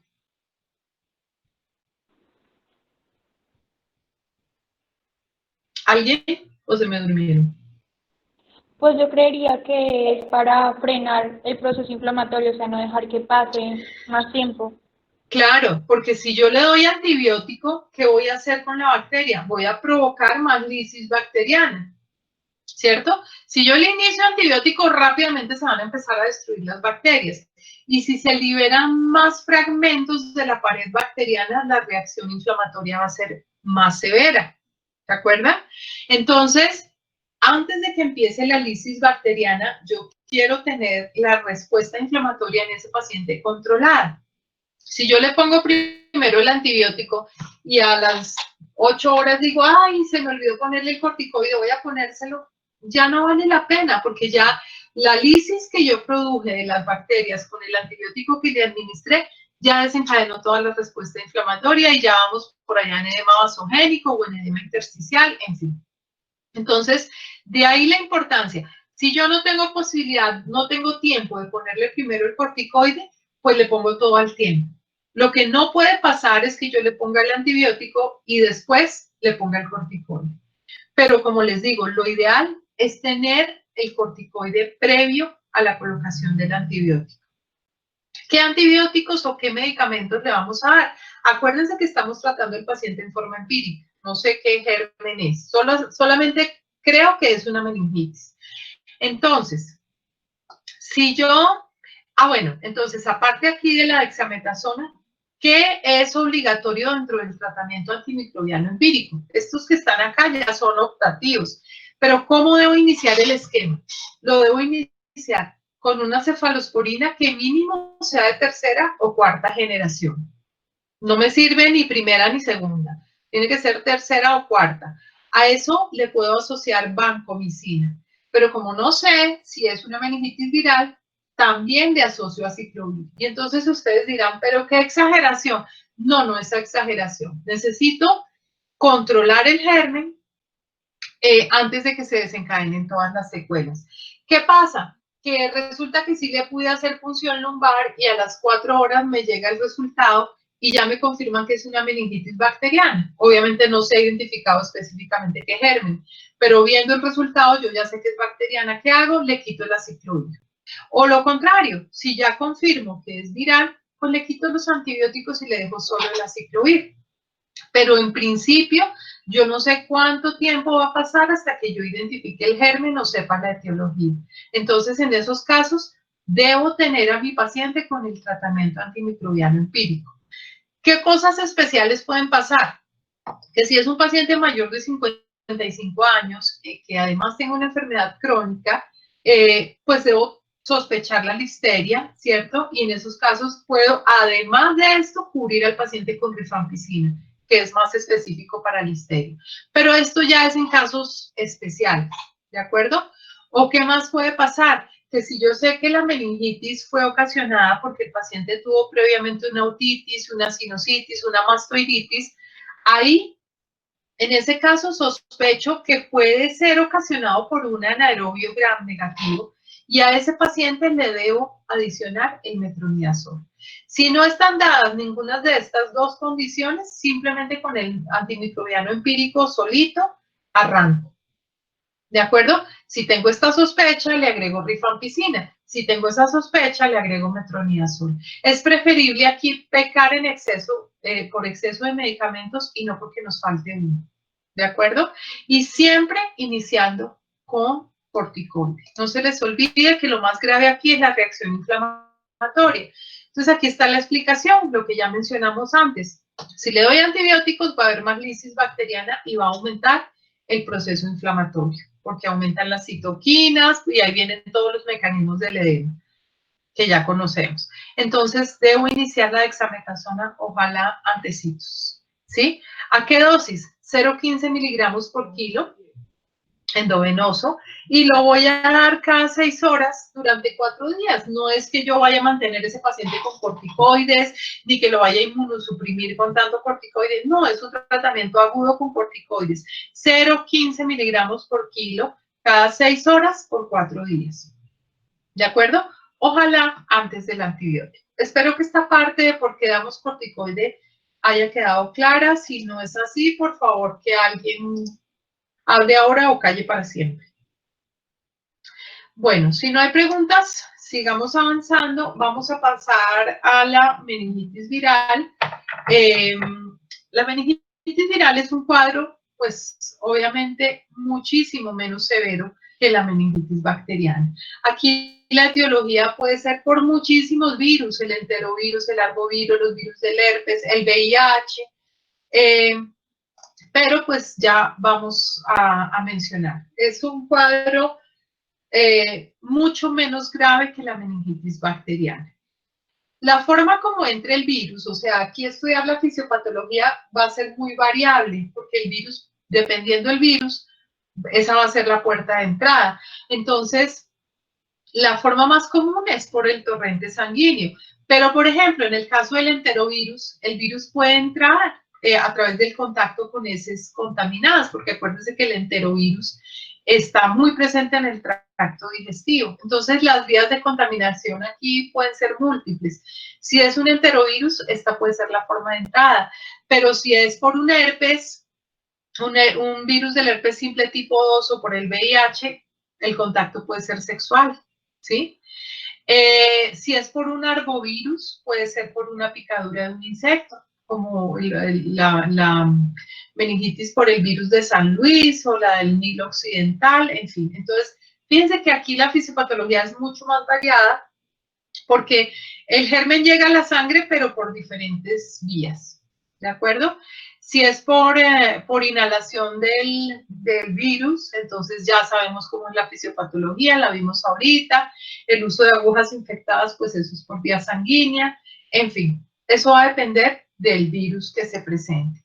Obviamente no tenemos cómo entrar a hablar de cada meningitis viral en específico, pero algunas tendrán, perdón, me devuelvo, algunos signos que nos orientan en el diagnóstico. Por ejemplo, si es una meningitis por enterovirus, pues el paciente antes de eso tuvo un cuadro digestivo, con diarrea, con vómito. Si es un paciente con una meningitis por herpes, pues tuvo que tener las lesiones primarias del herpes, en este caso el antecedente de la picadura. En el caso del VIH, pues el contacto con alguien con VIH o el uso de agujas infectadas. Entonces, la sospecha diagnóstica va a depender básicamente de los antecedentes del paciente. Manifestaciones clínicas, las mismas de la meningitis bacteriana, pero mucho menos severas. Entonces, ese paciente puede tener la cefalea, que aquí puede ser más localizada como en región retroorbitaria, con un poco de fotofobia. Puede haber alteraciones de la conciencia, pero raramente tenemos un paciente con meningitis viral que llegue al coma, porque aquí la reacción inflamatoria es menos severa.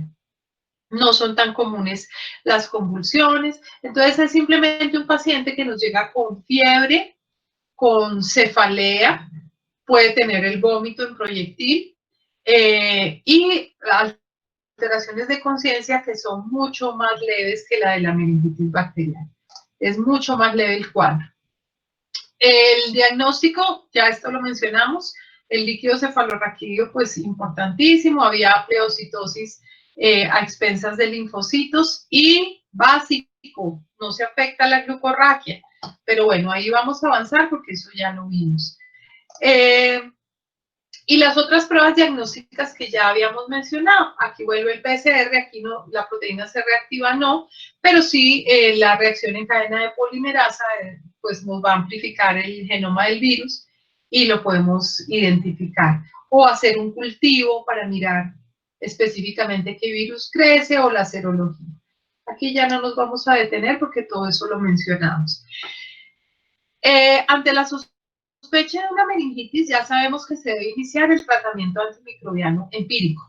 Pero si yo ya tengo la certeza de que la meningitis es viral, pues las medidas generales, asegurar la vía aérea, el estado hemodinámico, le puedo dar analgésicos, antipiréticos, puedo darle medicamentos para controlar el vómito, pero aparte de todas esas medidas, pues mi medicamento estrella aquí va a ser un antiviral, que el más utilizado es el aciclovir, de 15 a 30 miligramos por kilo día, generalmente se deja cada 8 horas. Estos pacientes en tratamiento de meningitis viral deben recibir el aciclovir por mínimo 7 días, pero lo ideal es que completen los 14. Entonces, si el paciente, como ya vimos que el cuadro clínico no es tan severo, yo ya inicié y le di, por ejemplo, 3 días de aciclovir endovenoso. El paciente ha evolucionado bien y yo tengo la certeza que es un cuadro viral. Ese paciente se puede seguir su tratamiento en la casa, le puedo pasar el aciclovir a vía oral, 800 miligramos, si ya es por vía oral, sí debe ser 805 veces al día, hasta que complete los 14 días y lo vamos controlando la evolución. Pero este paciente sí en principio no requeriría estar hospitalizado en los 14 días. El aciclovir es el antiviral más utilizado, pero también están las otras opciones, como el fanciclovir, que se puede dar para manejo ambulatorio, 500 miligramos cada 8. Este tiene la ventaja que por vía endovenosa actúa muy rápido. Estos son más para administración oral. Entonces, el fanciclovir, la dosis es de 500 cada 8, también por los 14 días, o el valaciclovir, 1 gramo cada 8 horas, también por 14 días. Pero como les digo, en nuestro medio, y además por efectividad, el aciclovir funciona perfectamente. Entonces, ese es el manejo de la meningitis viral. Mientras yo identifico si es viral o no, pues tratamiento antimicrobiano completo. Pero si ya sé que es viral, pues solamente tengo que darle las medidas generales y el aciclovir. ¿Preguntas de meningitis? Entonces, creo que podemos pasar a la siguiente patología, que es el absceso cerebral. Ya sabemos por qué se llama absceso, ya sabemos que es una colección purulenta y sabemos que se llama absceso porque es una cavidad nueva que se formó, ¿de acuerdo? Entonces, el estadio clínico inicial de un absceso es que llegue el germen por la vía que llegue, ya vamos a ver cuáles son las vías, y lo primero que se produce es una inflamación de las células de las neuronas en ese sitio. Esa inflamación o ese estadio precoz del absceso cerebral se llama cerebritis. Aquí vemos una zona de inflamación, pero no hay presencia todavía de una cavidad con un contenido purulento. Este es el estadio inicial que se llama cerebritis y aquí vemos el absceso cerebral ya organizado. Entonces, es una cavidad nueva que se formó dentro del encéfalo con un contenido purulento. ¿Listo? Con solo ver el absceso ya ustedes pueden saber cómo van a ser las manifestaciones clínicas. Aquí quiero que se me despierten, que suban el Glasgow y que se imaginen cómo nos llegaría un paciente con absceso cerebral. Pues lo primero, si es un absceso, hace fiebre, ¿cierto? Pero como es una masa, no es una patología tan generalizada como la meningitis, sino que es una masa o una cavidad más localizada, dependiendo del sitio de la localización donde esté y del tamaño, yo voy a tener el resto de manifestaciones clínicas. Entonces, puede ser simplemente que el paciente venga con fiebre y un déficit neurológico. Pero antes de hablar de la clínica, miremos a ver ¿cómo un paciente puede terminar en un absceso cerebral? ¿Cuáles son las vías por las cuales puede entrar el germen? Y son vías que ya vamos a ver que pueden ser muy comunes. La primera vía, como se puede formar un absceso cerebral, es por diseminación de un foco de infección cercano, en un tejido cercano. Y eso es muy frecuente. Entonces, un paciente con sinusitis, un paciente con mastoiditis, con otitis, con una celulitis periorbitaria, incluso un paciente con una infección dental pueden terminar en un absceso cerebral. Viaja el germen por diseminación de un foco vecino. Entonces, es muy importante tener en cuenta el antecedente de si el paciente tuvo una infección previa en los órganos vecinos. ¿De acuerdo? Esto es básicamente por el simple hecho de ser vecinos. Esa es la primera vía, son 3. Entonces, por diseminación de los órganos vecinos. Segundo, diseminación, pero ya de un foco de infección distante. Aquí ya la infección llega, pero por vía hematógena, ¿cierto? Entonces, yo puedo tener un absceso pulmonar y el germen viajar por vía hematógena y llegar al cerebro. Generalmente, la contaminación llega a través de la arteria cerebral media. Entonces, el primero es por los órganos vecinos. El segundo, por vía hematógena. Y el tercero es cuando ya tenemos una infección directa porque se hizo una intervención quirúrgica en la zona o porque el paciente tuvo un trauma. Generalmente en esos casos, la causa es el Staphylococcus aureus, así como habíamos mencionado en el caso de la meningitis también. Aquí, cuando hay antecedente de trauma o de una intervención quirúrgica, puede ser generalmente el que más implicado está, es el estafilococo. Esas son las 3 vías, no se les olvide. Órgano vecino, en el caso, por ejemplo, de una sinusitis, diseminación hematógena de un foco infeccioso lejano, o porque el germen entre directamente por un trauma o por una intervención quirúrgica. ¿Cómo se comporta un absceso cerebral? Los síntomas son muy variables, muchachos. Son muy variables básicamente porque va a depender de la localización y del tamaño del absceso. Entonces, no es que haya un cuadro clínico demasiado específico. Lo que sí es que el paciente va a presentarse con fiebre y con un déficit neurológico. Por ejemplo, un paciente que nos llega con fiebre y de pronto llevaba fiebre de 2 días y hoy se levantó con disartria, o se levantó con una hemiplegia, o se levantó con una hemiparesia, o con una parálisis facial, por ejemplo, ¿sí? Entonces, no hay un síntoma específico. Es el paciente que hace fiebre, puede hacer cefalea, que ya va a estar más localizada, no va a ser tan global como la de la meningitis, y se asocia un déficit focal. Pero ¿cuál es ese déficit? No sabemos porque eso depende del tamaño y de dónde esté localizado el absceso.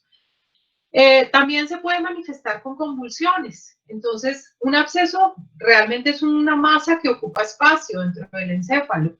Entonces, la manifestación inicial puede ser fiebre y convulsiones. Si el absceso es muy grande o está muy cerca a los ventrículos o al espacio subaracnoideo, nos puede generar un incremento de la PIC, ¿cierto? Dependiendo del tamaño y la localización. En los pacientes muy ancianos que hacen esos abscesos que tienen una progresión muy lenta, esos pacientes ancianos, generalmente por alteraciones también del sistema inmune, pueden hacer cuadros muy atípicos. Entonces, un paciente anciano que empieza a comportarse de una forma diferente, que tiene trastornos de conducta, signos de psicosis, de demencia, incluso sin presencia de fiebre, porque acuérdense que cuando está muy comprometido el sistema inmune, los pacientes no hacen fiebre. Entonces, simplemente en el anciano puede manifestarse como trastornos de conducta. Pero no hay un cuadro clínico específico porque va a depender de la localización. Entonces, normalmente puede ser un paciente con fiebre, algo de cefalea y un déficit neurológico focal. En laboratorio, pues el cuadro hemático nos puede ayudar. Aquí volvemos, puede ser válida la presencia de proteína C reactiva. En el cuadro hemático vamos a encontrar aumento de la velocidad de sedimentación, vamos a encontrar leucocitosis, obviamente con predominio de neutrófilos. Podemos hacer hemocultivo, en algunos casos crece la bacteria. Pero lo ideal, aquí por ejemplo no vamos a hacer una punción lumbar porque ¿para qué? Si la infección está dentro del encéfalo, no en el líquido, ¿cierto? Lo que sí nos sirve mucho es la imagenología. Entonces, una tomografía o una resonancia, siempre con contraste, cualquiera de los dos, para poder evidenciar realmente el tamaño y localización del absceso. En algunos casos, se puede comprobar o terminar de confirmar el diagnóstico haciendo una aspiración del absceso guiado por tomografía o por resonancia, se aspira y se cultiva para saber qué germen es, pero pues eso se hace ya prácticamente cuando estamos instaurando tratamiento que tenemos que drenar. Siempre ante la presencia de un empiema o de un absceso cerebral o de un absceso periférico, si a ustedes les sale un absceso en un glúteo porque una inyección se les contaminó, cualquier tipo de absceso, un absceso dentario, cerebral, superficial, todos los abscesos se deben tratar siempre con drenaje. Yo no puedo decir que simplemente con darle antibióticos el paciente va a curarse por completo del absceso. Se pueden mezclar las dos cosas, el tratamiento médico que incluiría antibióticos, pero hay que hacer drenaje quirúrgico en todos los casos. Dependiendo, pues, en el caso del absceso cerebral, pues si voy a dar antibióticos tiene que ser por vía intravenosa y lo ideal en el tratamiento del absceso cerebral pues es mezclar los dos tipos de tratamientos. Pero el drenaje es muy importante. ¿Qué tan fácil o qué tan difícil sea drenarlo? Depende de la localización del absceso. Siempre se debe drenar guiado por una resonancia, por una tomografía o a través de una craniotomía abierta. Hago la trepanación, rompo la tabla ósea y entro directamente a drenar y a lavar la cavidad del absceso. Eso es importantísimo. Si yo considero que el absceso tiene un tamaño suficiente para generarme convulsiones, pues a ese paciente le puedo dar anticonvulsivantes de forma profiláctica. O si ya convulsionó, pues se los dejo como parte del tratamiento. Y el caso de los corticoides, pues aquí ya no son tan efectivos. Va a tratarnos un poquito el edema que se puede generar alrededor del absceso, pero yo perfectamente puedo manejar un paciente con un absceso cerebral sin necesidad de darle corticoides, porque el edema que hace es muy localizado alrededor del absceso, entonces no vale la pena. Lo que sí es indispensable es el drenaje quirúrgico.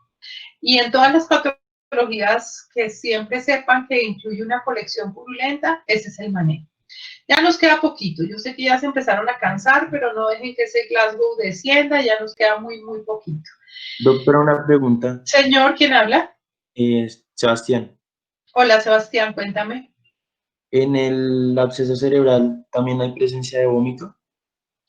Dependiendo, si hay aumento de la presión intracraneal, seguramente se va a acompañar de vómito.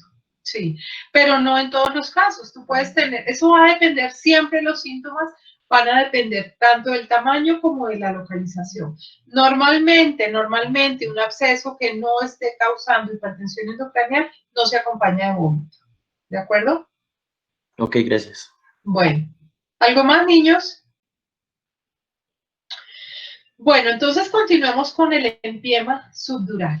Lo mismo, el empiema es una colección de material purulento. ¿Por qué lo llamamos empiema? Porque ya habíamos visto que el espacio subdural sí existe, o sea, este espacio ya estaba en el organismo previamente. Simplemente no se creó una cavidad nueva, sino que esa cavidad, que hace parte del organismo, se llenó de colección purulenta. Entonces, recuerden que el espacio subdural es el espacio que está entre la aracnoides y la dura madre. Acuérdense, la dura madre es la más externa. Debajo de la dura madre está el espacio subdural, por eso se llama subdural. Y está delimitado por la capa media, que es la aracnoides. Entonces, el empiema es una colección purulenta en el espacio subdural, entre la dura madre y la aracnoides. No hablamos de absceso porque el espacio subdural sí existe. Entonces, por eso hablamos de empiema. Bueno, entonces, generalmente, ¿cuál es la causa del empiema subdural? Está ahí más localizado, es más periférico. El absceso cerebral puede ser en cualquier parte. Este es más periférico porque está delimitado por dos meninges, ¿no? Entonces, por ejemplo, el drenaje quirúrgico de un empiema subdural es mucho más fácil que el de un absceso que puede estar localizado más profundo, el de un absceso cerebral.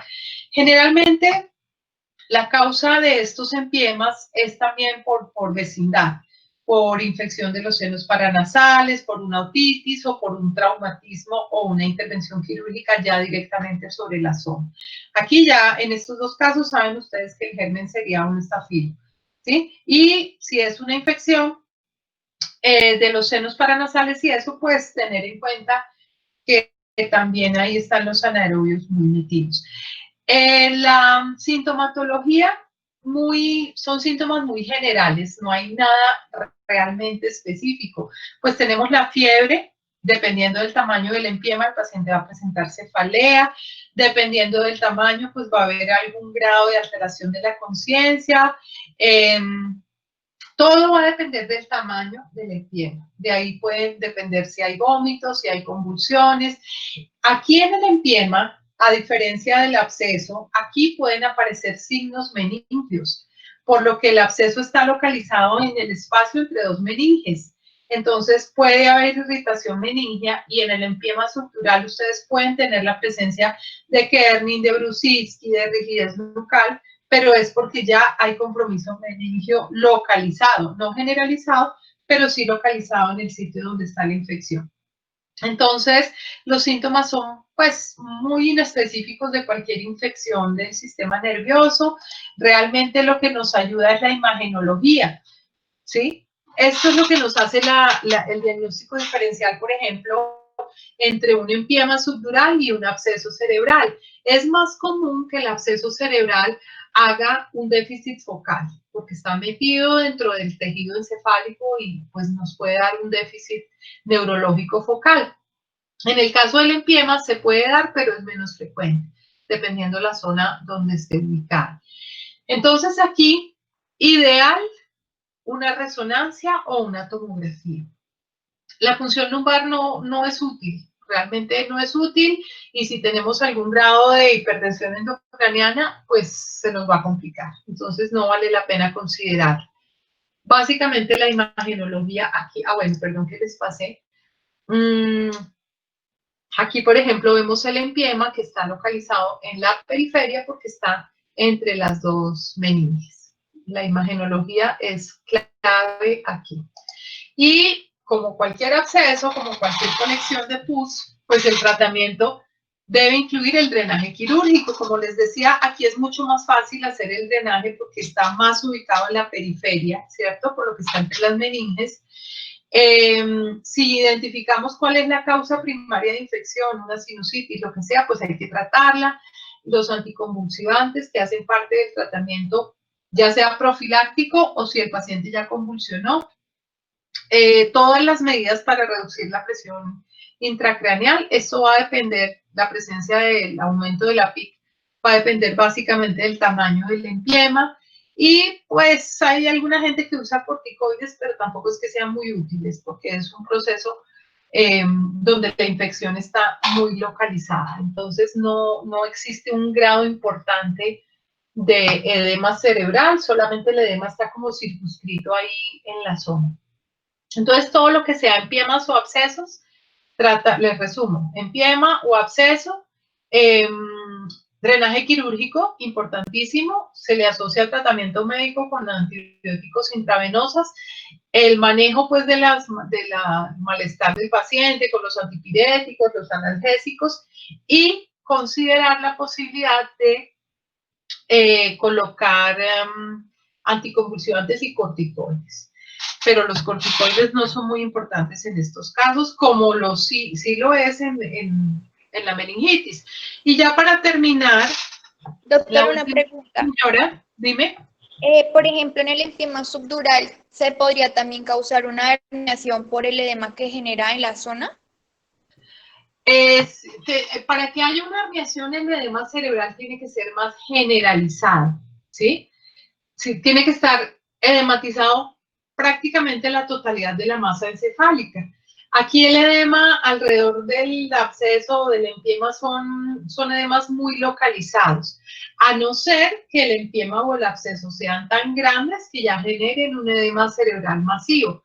Pero generalmente el edema está solamente localizado alrededor del empiema o del absceso. Entonces no es tan frecuente como en el caso de la meningitis, que sí nos genera una reacción inflamatoria generalizada, porque la infección es más diseminada, ¿no? Aquí la infección es más localizada, no es tan frecuente. ¿Listo? ¿Algo más, niños? Bueno, y esta ya es la última patología, se llama absceso epidural craneal. ¿Qué es epidural? Dijimos que la dura madre era la meninge más externa, ¿cierto? Es la más externa. O sea que entre la dura madre y la tabla ósea no hay ningún espacio. Normalmente, miren, aquí se ve, la dura madre viene, esta es la dura madre, viene pegadita a la tabla ósea, ahí no hay ningún espacio. Por eso, cuando se genera una colección purulenta en esa zona, lo vamos a llamar absceso, porque ahí no había ningún espacio formado. Es una cavidad nueva que se formó. Entonces, no es correcto decir empiema epidural, así como no es correcto decir absceso subdural. ¿Sí entienden la diferencia? El espacio subdural sí existe, por lo tanto, si tengo una colección de pus ahí, se va a llamar empiema, porque el empiema es una colección purulenta en un espacio que ya existe. Pero si es un absceso dentro del cerebro, o si es un absceso epidural, es decir, por encima de la dura madre, es una cavidad nueva, se formó nueva, simplemente se acumuló pus ahí y se formó una nueva cavidad. Por eso hablamos de absceso epidural craneal, porque está entre la dura madre y el cráneo. También la causa más frecuente son las infecciones vecinas, sinusitis, bueno, todo lo que ya hemos mencionado. Y una causa que está muy generalizada, perdón, muy frecuentemente relacionada, es la celulitis periorbitaria. La celulitis periorbitaria, hagan de cuenta que ustedes, por ejemplo, tienen un orzuelo. El orzuelo se extendió y ya no es una infección localizada, sino que tienen edema y eritema de toda la región periorbitaria. Eso se llama una celulitis periorbitaria. Cuando yo tengo una celulitis periorbitaria en un paciente, me debo preocupar por la vecindad que tienen esas estructuras al cerebro y a las meninges. Entonces, si yo tengo una celulitis periorbitaria, debo actuar rápidamente. Esta infección, la celulitis periorbitaria, que puede ser ocasionado desde un orzuelo hasta una infección por una picadura de insecto, que alguien me picó el párpado y yo me rasqué y por ahí entró el germen y hago una celulitis. ¿Se dan cuenta de la importancia? Entonces, ese puede ser el origen principal de un absceso epidural. No es tan frecuente por vía hematógena, porque como está localizado entre una meninge y la tabla ósea, no es frecuente que sea por vía hematógena, como en el caso del absceso cerebral. Aquí es más por infecciones de órganos vecinos.